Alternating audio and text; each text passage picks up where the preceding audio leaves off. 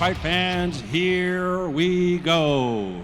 SparStar Promotions is proud to present the re-rounds of mixed martial arts in the featherweight division. This bout is sponsored in part by MMA Cage Canvas. Introducing our referee in charge of this bout, Chris the Crippler Lieben. And now, introducing to you first, fighting out of the blue corner. He is wearing white trunks trimmed in black. He is training out of NoHo MMA by way of Los Angeles. He weighed in 139 pounds. Tonight, he is making his debut. Ladies and gentlemen, introducing Draven Lukata.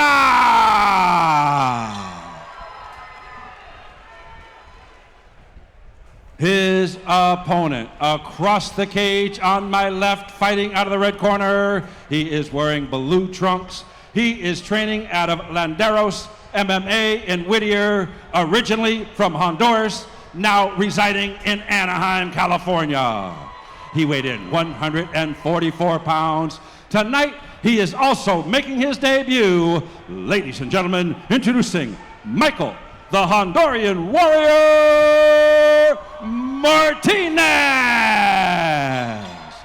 All right, fans, here we go. The re-rounds of mixed martial arts in the featherweight division. They both want this fight. They're staring each other down the whole time. This is great. Let's see if we're going to see them touch gloves. They got Chris Lieben as the referee here. He's got so much experience. I'm very happy to see him reffing both these debuters. It was a glove touch. Yep. There's a part of sportsmanship, but then there's no filling out process for sure. With only 2 minutes to go in total in each round, absolutely. Wow. Uppercuts right into a shot on the fence. Draven really taking the fight to his opponent here. Now, he's on side control. I like to go into half guard from the takedown, especially if you get next to the cage. It's a little easier for them to get up, but he's doing a great job of securing him down. He's got the cross-side underhook, and it looks like he's going to step over to mount. Ooh, Michael able to recover guard here, which is going to slow down the pace of this fight, but allow Draven to maybe land some ground and pound. And as you see, he's already starting to do that now, looking to stack his opponent up and get to his triangle. Feet. Now he can slam out of that. And there it is. Sometimes that gets you in trouble because it locks the triangle deeper. A lot of times you want to stand up and try to get out of that. He does have to be wary of it, but oh wow. He didn't want to get slammed again. And Michael did the right thing. He released the guard or the submission and went right back to his feet. Right. And starts attacking. Yeah, it's pushing the pressure. You can see now already they're a bit drained after that initial skirmish. Well, it takes a lot of energy to pick somebody up while they're choking you. That's not an easy thing to do. And Michael himself, too, fighting the takedown is not easy. He's looking for that triangle again. You see how the left leg is over. He's going to try to bring it over to the neck and lock it. Draven's got to make sure he goes 2 arms in or 2 arms out. And exactly what he did to stick both of his arms in there this time. Oh.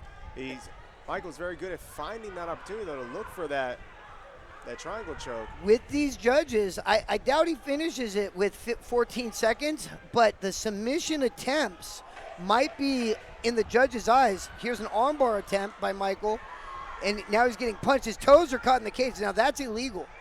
You're not allowed to put your fingers or your toes in the fence. The judges, however, so just so you know, the judges, I can't, as a judge, see you do an illegal move and say, oh, well, that's a point. You can only call what the referee calls. The referee is the sole arbitrator of the fight. And if Chris was watching his arm to make sure it wasn't going to get broke, he may have not seen the toes in the fence preventing him from pulling out. That makes sense. You got to prioritize where you're going to dictate your attention to. Right now, you're focusing on breathing. Right. Oh, right. That bag of ice never felt so good. Michael looks ready to go. I think he really didn't fight the takedowns too much and didn't take too much damage. Draven was using a lot of energy, and I wonder if we're going to see the same Draven in round 2 as we did round 1. Oh, he goes right to the center. Certainly mentally we'll see it. All right, mouthpiece is in. So you'll see the referee check to make sure all the judges are paying attention and they're engaged, and then he'll check the door to make sure it's locked. That's why you see the referee looking at everyone. He talks to both of the fighters, says fight. No glove touch. Well, now maybe Michael needed not to touch gloves because mentality-wise, he wants to look for a finish here. He's maybe worried about the takedown. We see good guard and pressure from both fighters here right now. I'd like to see some straight punches. Both of these guys not having much success with the loopy punches, but when they're throwing them straight, they're landing. Good strong defense on the part of Michael there. Yeah, but what Draven did well is right after that shot, he punched. He made him pay. Side kick. Got to be careful kicking with your hands down. Ooh, outside trip. Michael now back in guard, probably looking for that triangle right away to stuff that arm. Absolutely, especially as they fatigue more and more, those submission attempts are going to start to weigh more on top of his opponent there. And you can see he's getting locked in right now. And the shin guard makes it a little less slippery, so it's a little harder to get out. Now, Draven's arm looks to be across, so he is in danger of getting finished here. Oh, there it is.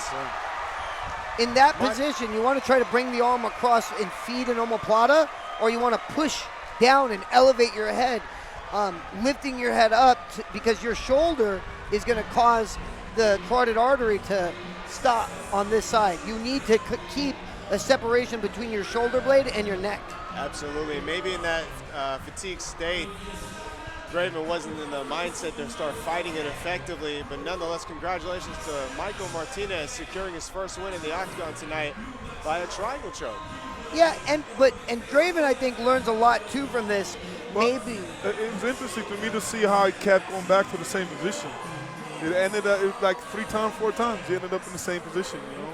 I prefer the half guard because in the half guard, it's much more difficult for them to catch submissions, right, because you can sit on it. We're going to get a replay here, guys, of that triangle, and this time you're going to see it from the right. Just a flurry of punches again for the takedown.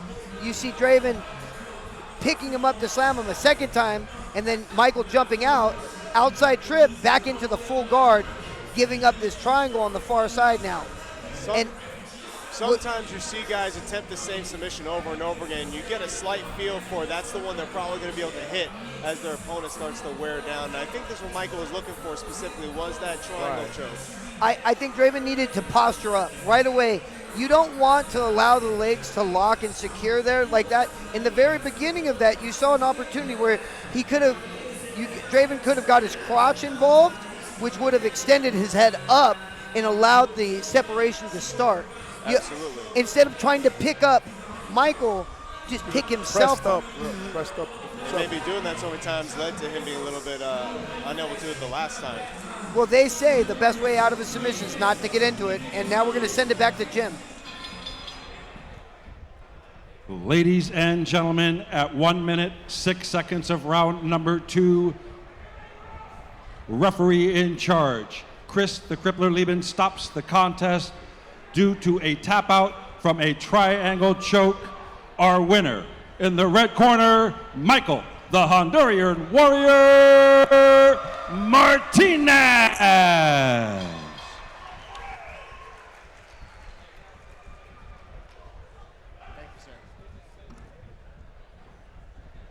Michael, congratulations on your big win. You were showing that you wanted that triangle at the end of that first round. What adjustments did you need to make in order to finish it? First things first, I want to say thank you to our Lord and Savior Jesus Christ. Without him, I couldn't get this victory. I've been praying and praying since the moment we got this fight signed. I knew I was going to take him out, choked him out, and yeah. Yeah, but your question, I saw it many times right there. I just knew that if I just kept on trying to go for it, he was gonna give it to me because he kept on focusing on the strikes. And once I saw that triangle, I had to go for it. Absolutely, and he came out with a lot of energy. You weathered the storm. He was getting takedowns, but you stayed so composed, and that's hard to do in your first fight. What did it feel like to get your first win, sir? Like I said, I thank God because my goal and God's plan is to become the first Honduran MMA world champion. And I knew that I was gonna get this win no matter what, because I believe in him, and he's never failed me. Of course, any last shout outs you want to give to your team that helped you out, sir? Yeah, I want to give a big thanks to my coach. He's a real G. He's in the trenches with me every single day. I spar with him, I cut weight with him. He's there day one, and I have to thank him he deserves all the flowers. My family, my fiance, mom, dad, uncles, everyone that came to support me, and also all the people in Honduras that are following me right now. Gracias por todo. Y Honduras va a ser Honduras va a tener el mejor peleador en el mundo. Well, congratulations to you, sir. Well done on your debut. Everybody, one more time for Michael Martinez. You get.